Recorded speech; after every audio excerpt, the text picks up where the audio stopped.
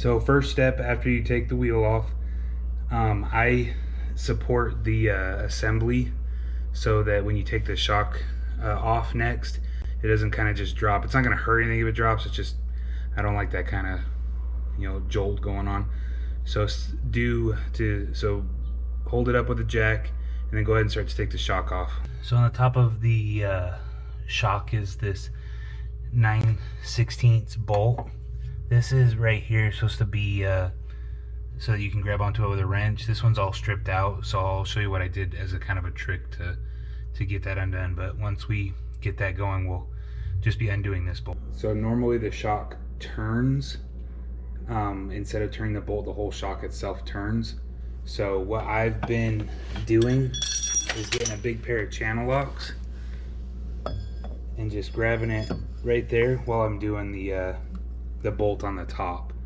So I'll go ahead and do that real quick and just hold it. You don't have to hold it enough to pinch it so that it messes up the shock. These shocks need to be replaced anyways, but yeah, so you hold on to it with this and then undo the bolt that's inside of the trunk on the top of the shock tower.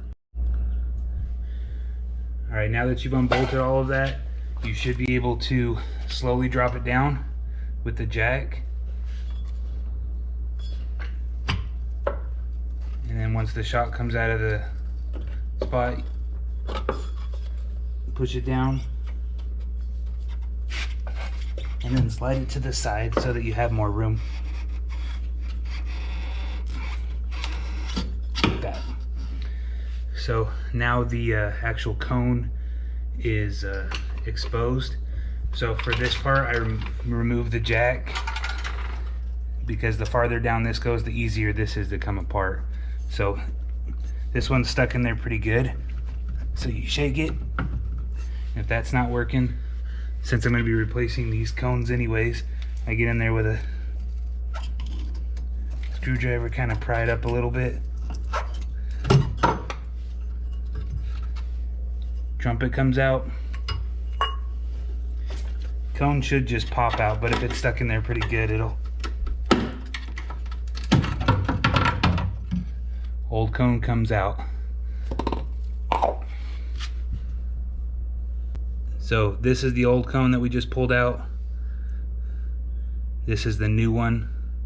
As you can see, the new one's a lot taller, make the ride height a lot better, or a lot more normal.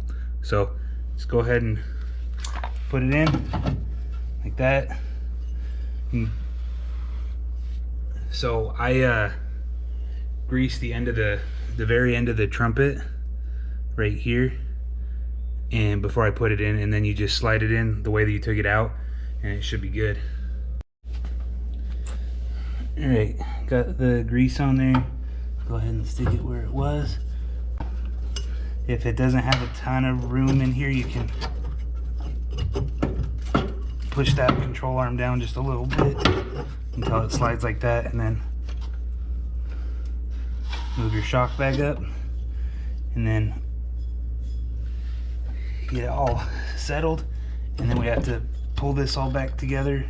So get it back your jack under there. As you can see, these shocks need to be replaced, but for proof of concept, I'm going to show you what I do. And so you just start jacking it up. Make sure the shock goes back in the hole, the top of it.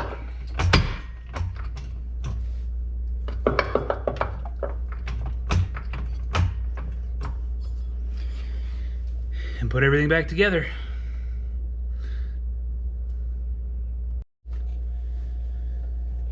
All right, so it's all bolted back together. A lot of people like to put high-lows in here, so it makes it so you can do adjustable heights.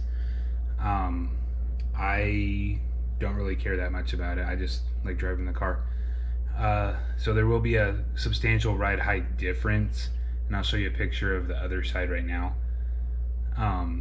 It'll settle and be a normal ride height here pretty soon, but yeah, so that's all that it is, changing cones.